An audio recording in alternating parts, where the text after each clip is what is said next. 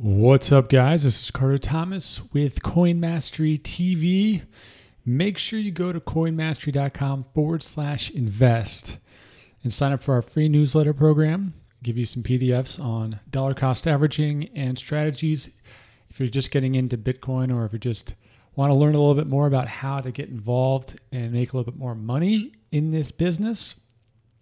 We were talking about doing daily videos, talking about what I consider to be the greatest financial revolution and opportunity of our lifetimes. Welcome back.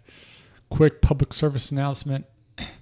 Probably not going to have a daily video tomorrow because I have to fly across the country, but I'm going to do it on Thursday and Friday. So tomorrow I'm going to publish a bunch of these shorter videos that I need to get on my channel. I won't put the notifications out so you won't get spammed or anything, but that's what's going to happen for whatever reason. So, yeah.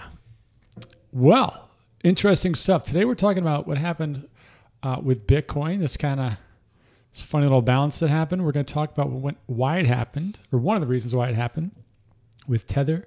Talk about Bitcoin Gold, what happened with Bitcoin Gold, and how this can help you in the future as you see these sort of price swings, why it happened the way it did, some of the market conditions, so that you can prepare next time for situations like this. We're going to dive a little bit into altcoins, see what's going on around the altcoin market. I want to share a resource with you around Masternodes that I think will be helpful for a lot of people. Now that Zcoin's starting to do really well and they've got Masternodes, I'll share a resource that somebody shared on Twitter that you can check out. And finally, I want to give a brief, not prediction, but a trend that I see happening over the next 12 months that I think is a good arrow to put into your investing quiver, so to speak. So we'll talk about that as well. Now, before we dive into Bitcoin, obviously go get the newsletter. This is really important. This is very timely, I should say. This week, if you live in America, you're going to go to a friend's house or a family house, or you're probably going to have Thanksgiving dinner on some level. Every single person in your network is going to ask you about Bitcoin, ask you about, hey, what's the deal? Is this a real thing? What do I do? I get it. And everybody's going to ask you a million questions, and then they're eventually going to say, hey, I want to sign up. If they do, you can walk them through this course yourself. You can tell them to go take this course. It is 100% free. In fact, they get the $10 free Bitcoin if they buy $100 worth. You go to coinmastery.com/Bitcoin. This is designed for people who email me and they say, hey, I got some friends. Where can I send them? This is where you go.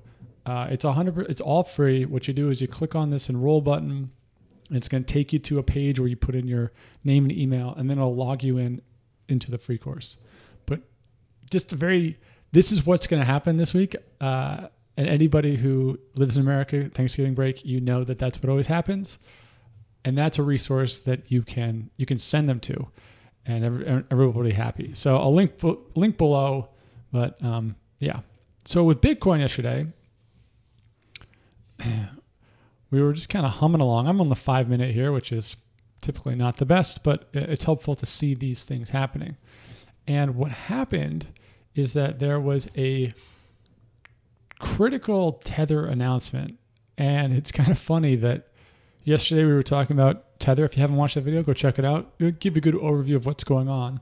And then last night, there was an interview with Jimmy Song and Tone Vase and Bitfinex and this other guy who's in Whalepool. He's like a proponent of Bitfinex, but he's not on the Bitfinex team.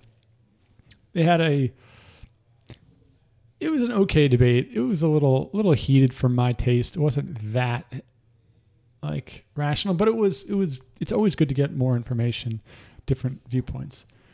Then Tether released this statement where they said that they've been hacked, right? And hacked is, I'm using that term very loosely because if you're on any of the wallets like Poloniex or Bittrex or Binance or any of these coins, like the US Tether wallet was down for a while yesterday, way before they released this. So something was clearly going on before this. This came out, obviously spread like wildfire through wildfire through Twitter. And what happens is that they said 31 million was redirected into a wallet that it was taken from Tether, meaning someone took $31 million, moved it somewhere else. And then the idea is Tether says, well, we blacklisted those tokens. They can't use them. But if they traded them for somewhere else, there's some ways you might be able to get around that. So who really knows? But this was the big thing. And I think that this was particularly timely because it's what's been on everybody's mind. And when people are, right, like I was interviewed the other day and someone said, was there anything that could kill Bitcoin? What are the things that could theoretically kill it? And we talked about, well, there could be a huge hack, so to speak. There could be a major government collusion where all governments of the world say Bitcoin's illegal and it's terrorist and you can't do it anymore. Or there could be some sort of major conspiracy about all these people that are doing illegal price action or something along those lines. And I think that Tether is filling that void. So when this went out, right around here, you saw a huge sell-off. You also saw a good amount of volume. If you follow this stuff, you could watch on GDAX or on Bitfinex or any of the publicly facing order book exchanges that do a good amount of volume, and it was just like, I mean, it was flying back and forth, and it didn't really make a lot of sense because one, it's not that much money. Two, it's a highly emotional topic, so the drop seemed very emotional, especially when the price has been going up a lot, and it bounced back very quickly, and you can tell in the market. I mean, both in the social world, or the comments and on Twitter and Facebook, there's a lot of people that are apprehensive. Hey, should I be buying Bitcoin right now? Like, are we at the top? What's going on? I mean, even myself, the other day, I talked about how I'm looking at this as objectively as I can. And even though I think we're going to 25,000 in the next 2 years minimum, I'm still like, man, this thing is just going up so much every day, right? Parabolic. And so I think that is just when people are on edge, they often are looking for a reason to sell instead of looking for a reason to hold. And that's what you saw right here. So it ended up being kind of a moot point, right? The 30 million got traded out and now we're back up to where we are for now, unless some other crazy news comes out. The other piece that compounded, which was right around the same hour, was that the CME futures said that they came out and said that I think it was like December 11th date wasn't accurate, and that they were actually just looking at Q4 2018. There's no particular date that they're going to really roll out the futures market. And overall, the market is looking at futures as a positive thing, as a way to bring in institutional money. I personally am not convinced that that's the case. I do think it's going to definitely grow the overall market. But that news was perceived as negative, which is all that really matters in crypto.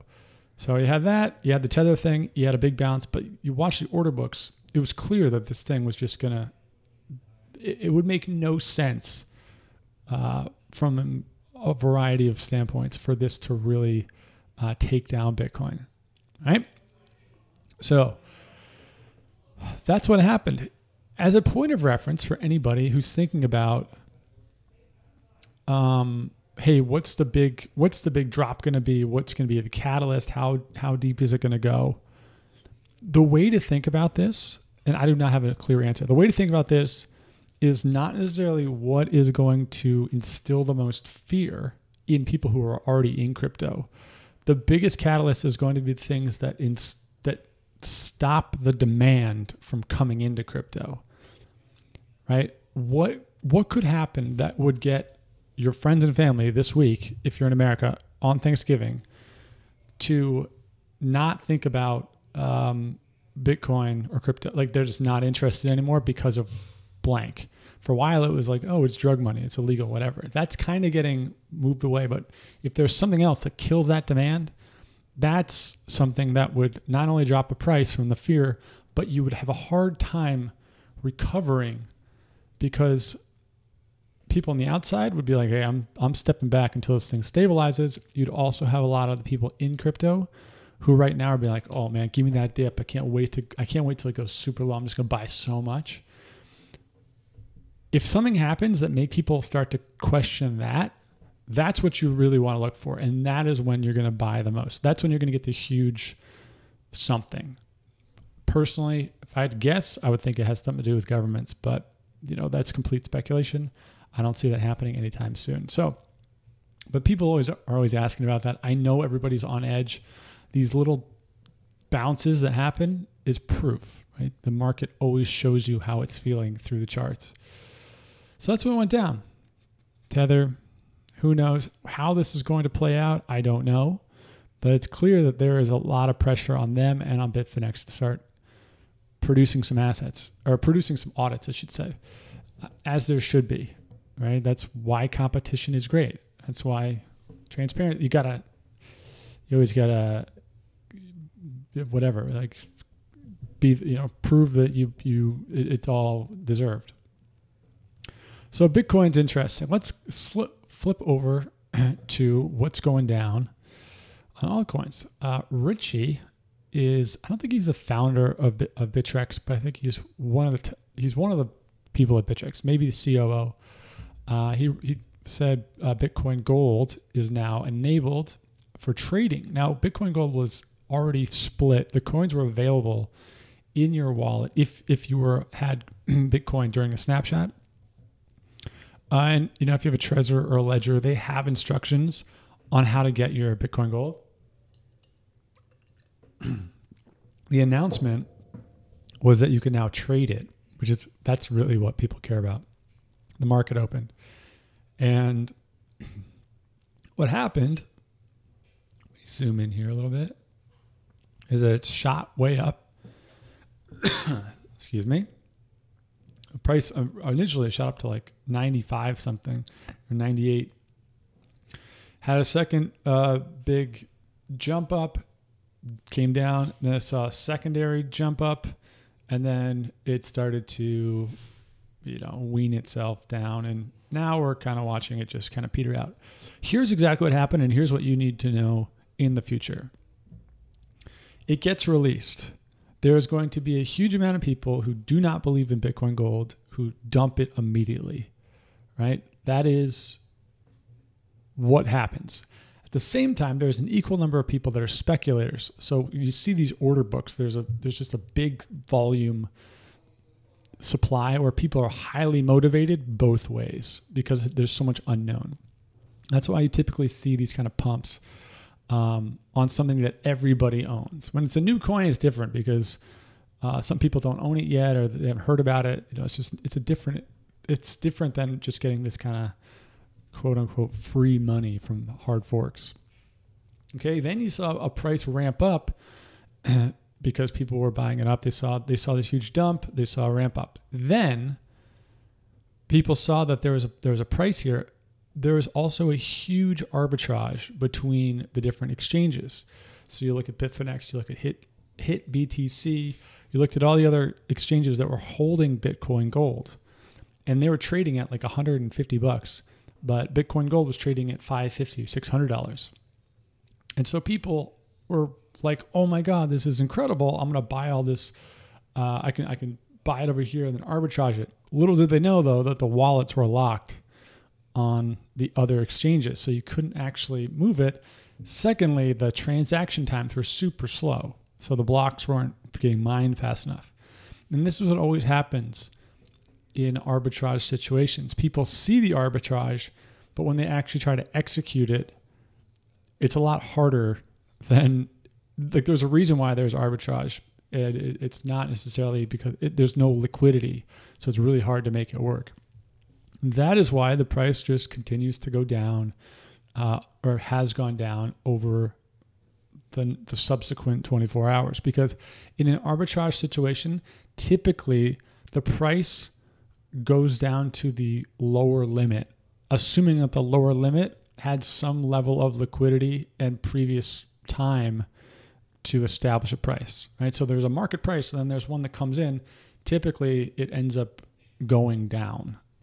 So the next time you see something like this happen, whether it be a hard fork, whether it be, mostly hard forks, I should say, and you see the opportunity to make some money on it, especially if there's an arbitrage out there, it's always a good idea to take your profits. Bitcoin Cash was a little different because it was the big first one, and two, it had a very, very, very strong. I shouldn't say very strong. That's not right. It had a voice. It had a brand. It had people that were really gunning for this to work. Bitcoin Gold does not have that. Right? It just doesn't. So if this happens again, assuming that it is a fork that people are just kind of like, what is this one again? What? There's no clear reason for it. Scalp it as fast as you can. Take your money, call it a day, especially if there's arbitrage out there. So always good to know. People often will look at this and they'll compare it to Bitcoin Cash. Bitcoin Cash is a completely different story because of the mining influence, Roger, the amount of money that they have, all that sort of stuff. So interesting. If you still own Bitcoin Gold, not a big deal at this point. I mean, this is really up to you. You can sell it if you want. You can hold it. You never know. There might be some big pump, but it is what it is. It's probably not gonna do anything too crazy. Let's see. There was one other coin that I wanted to talk about, but I can't remember which one it was. But I think overall, I know what it was. It wasn't a specific coin. One thing that I'm seeing that I think you guys should be paying attention to is when people are talking about, hey, like alts are back, altcoins are on their next bull run.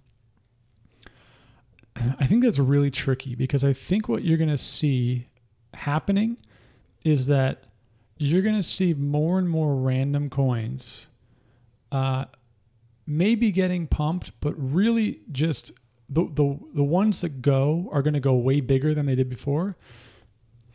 And it's going to be like that game at the carnival where you hit the thing, right? Like you got the mallet and there's something, a puppet comes out of the hole and then it comes out of a different hole and you got a whack-a-mole, right? That's what it's called.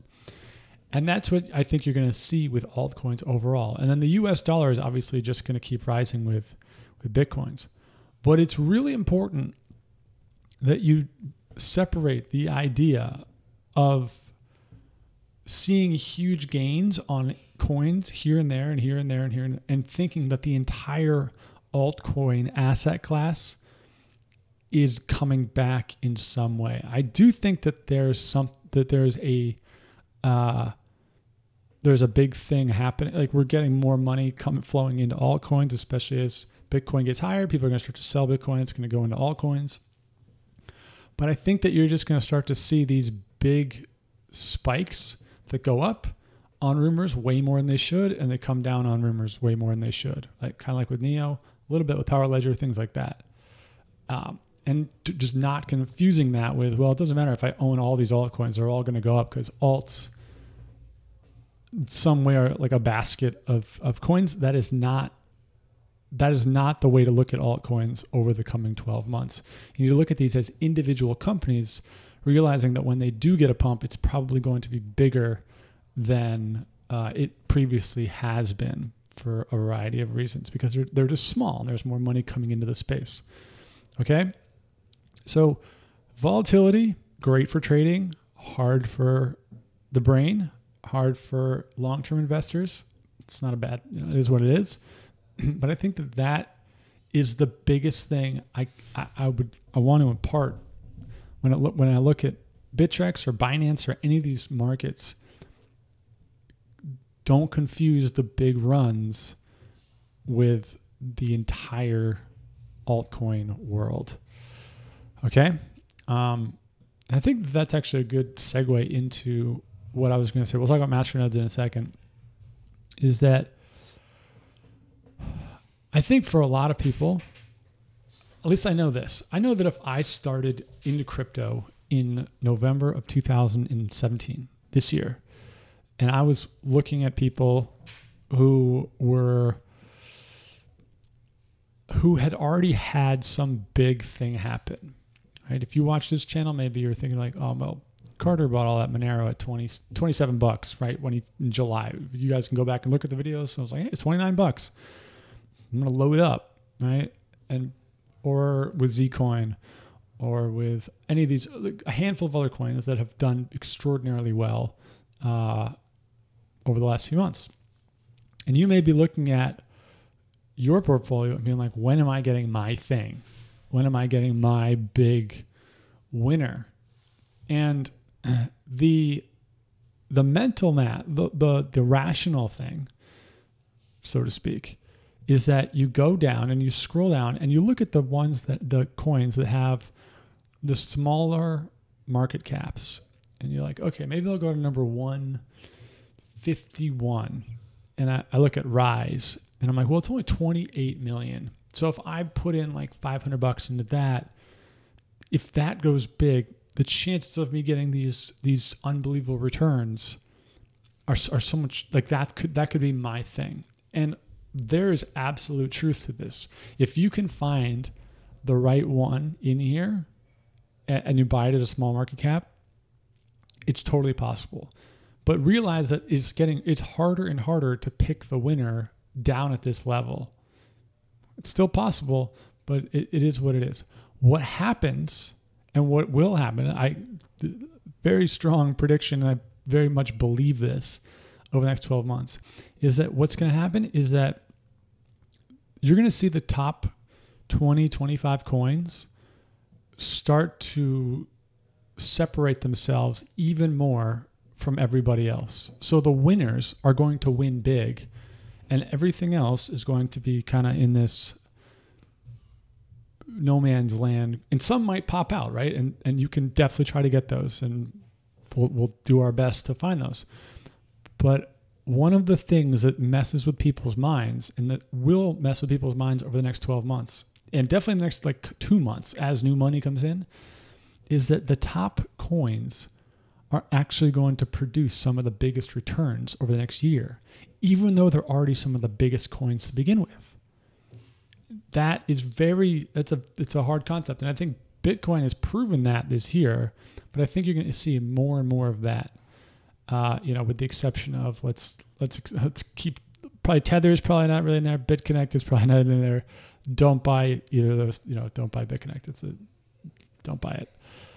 But if you are thinking of that way, as I know I would be, and I'm sure many of you are, if you are going to go for the smaller cap stuff, totally fine, but realize you got to be, it's more like venture capital now. You got to really do your research. You really got to find, email these companies, talk to them, find out what their plan is, understand the marketing, see how it's all going to really unfold.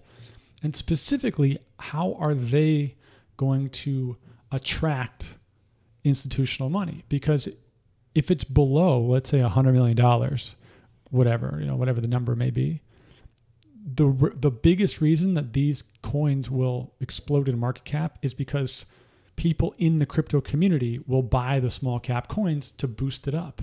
That's what's been happening in the last 6 months, right? The crypto world has driven a majority of the small cap stuff up. It's people who buy $500 on Coinbase and they spend $100 on an altcoin. People just like how I would start, how any of us would start. And that's not a bad thing. It's just that it's very hard for that to go on when you look at, $500 billion in institutional money. That's all going to get absorbed into the top 10% of coins, whatever the number is. I don't know what the cutoff will be. And so you're going to hear me talking more and more about these bigger coins as it relates to people who are looking for big returns. And that is a very strange concept, at least for an investor. For a trader, there's always going to be volatility. If you want to get into the markets and try to scalp it and do it all and play that game, awesome. But if you want to hold, start thinking that way. Start thinking as if you were talking to a fund manager or a bank or somebody who had a ton of money. where are they going to put it? They're going to put it into the established, built-out networks. Real. They have real foundations. They have full dev. Like it's a big thing. It's big enough to handle money, because these coins, top 15, 20 coins, these are still peanuts to them. To us, they're huge, but always got to be objective. Think relative. That's why things like Ripple and Dash and Litecoin and IOTA and like Monero, all these coins will get all the attention from the big money. All the small coins will get all the attention from the crypto community. You got to ask yourself, which one's going to be driving more of the growth in the next 2 years? So I wanted to bring that up because I know a lot of people out there are having that conversation with themselves, because that's the conversation I would be having with myself, especially when I see people hitting it big with certain coins and making big investments. Is it don't write off the big coins because they're big. These aren't big. These are drops in the bucket to big firms. Cool. All right. Last thing I wanted to cover is Masternodes. And there's really not a whole lot I can dive into on this, because we've talked about Masternodes in the video about 2 weeks ago. You can go check it out. It's called Investing in Masternodes. This data is from Jim Talks Data.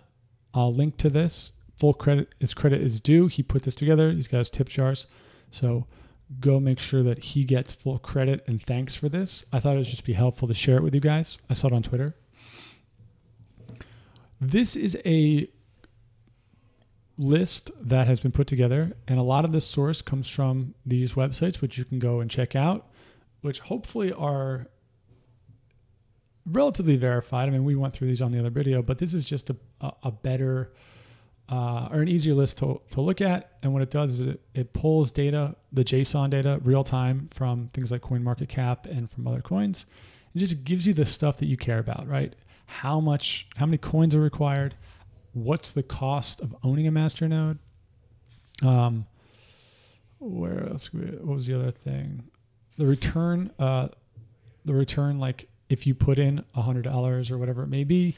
I don't know why these are saying NA. It wasn't last night, so maybe he's messing around with some of the code. But you can see a lot of the information that you care about. If you want to find out more, you can go to these sites. But I think that masternodes are becoming very appealing to people because, one, it provides awesome cash flow. Two, it's a really good way to create almost like a token burn, but still keeping the amount of tokens out there. And it also incentivizes people to hold the coins and talk about the coins more than token burn would. So there's a lot of really interesting parts of owning masternodes. And I think the biggest thing is to be able to understand the financial implications of it and have a centralized list so that you could go and do your own research on this stuff, right? If you want to watch that video, I'd recommend just scrolling back. You'll see it in the list of videos on the YouTube channel. That'll help you evaluate these, look at these in different ways. But I'm getting a lot of questions about these. And I think that the big game when it comes to masternodes is not necessarily how good is the return going to be. Ask yourself which of these is going to be around in 1 year, because that's the bigger battle. Then you can start to look at which of these is going to provide the most exciting returns, so to speak. So I'll link that up. With that, I think the day is going to consist of watching Bitcoin per usual. I think the other one maybe that's worth checking out is, let's look at Ethereum. That's the one that we haven't talked about too much. I'm going to look at Ethereum against Bitcoin. Let's go to 1 hour here. Ethereum has had a rough go against Bitcoin in the past 6 months, as have most things, I should say. But it looks like Ethereum is starting to turn a corner again, in many ways, right? They're coming out with Casper and they're getting some new ICOs released, like Raiden and all that. Ethereum is starting to look better, right? This chart starting to look a little bit better than it did before. The volume definitely looks better than it did before. But I'll keep this in mind. The other one that you can look at, which is what most people like to look at because it's much more, I wouldn't say attractive, but the technical analysis on the Ethereum US dollar, you can see that there's a very clear triangle right here, or at least a breakout situation that may happen. And you can even start to see it in the last few days. That's been almost like a multiplier on top of Bitcoin. So I own a ton of Ethereum. It was one of the first, I mean, I've been buying Bitcoin for years, but Ethereum was one of the first big purchases I ever made, like on an altcoin. And so I'm more than happy about this. I do think that Ethereum is a great hedge in a way for Bitcoin. So I would encourage everybody, if you don't own any Ethereum, to own a little bit, the same way I would tell anybody to own a little bit of Bitcoin, own a little bit of Ethereum. I would even tell people to own a little bit of Bitcoin Cash, as much as you might want. You might hate me for it, and own one or two of the privacy coins, right? Monero, Dash, Pivx, Zcoin, whatever floats your boat. But I think that I don't talk about Ethereum enough. I should talk about Ethereum more. I want to talk about Ethereum more, but I do think that it looks good. I would encourage anybody to maybe throw this into your dollar cost averaging, whatever you call it, like the daily cycle or the weekly cycle. Cool. All right, guys. Well, with that, exciting times. I think we're going to have a very exciting few weeks. Again, I probably won't be around tomorrow. I'm going to release some videos, but no notifications. So you send your friends and family, coinmastery.com/Bitcoin. Take yourself, whatever. I think we already had 1,000 people take this so far. I've got a lot of good feedback. I'm updating it as often as I can. It's completely free. There's no like pitch or upsell. It's just to get people to buy some Bitcoins, get involved, be a part of this, grow this community. Cool. And with that, I'll talk to you guys today and I'll talk to you guys tomorrow. So peace out.